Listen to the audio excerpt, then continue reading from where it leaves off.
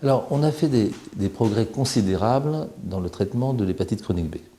Il y a deux types de traitements, si vous voulez. Il y a les traitements, les antiviraux purs, qui bloquent le virus, comme les derniers médicaments, c'est l'entecavir et le tenofovir, très, très récent. Et puis, il y a un autre médicament qui est l'interféron.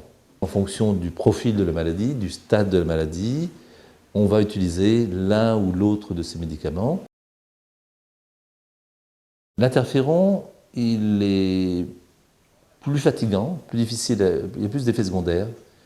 Les antiviraux, il n'y a pratiquement pas d'effets secondaires, mais l'interféron entraîne plus de guérison.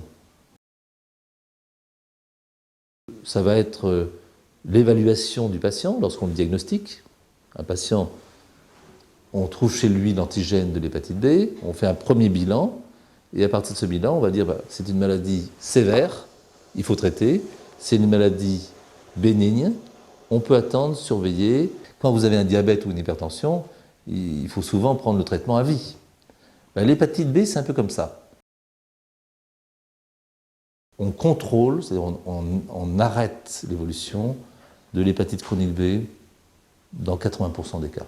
Avec des traitements qui sont très bien tolérés, c'est 1 comprimé par jour, et on arrête. Généralement, on ne guérit pas. On arrête l'évolution. C'est déjà formidable. Si on a une maladie stabilisée, pendant des années, on ne fera pas de cirrhose, pas de cancer du foie.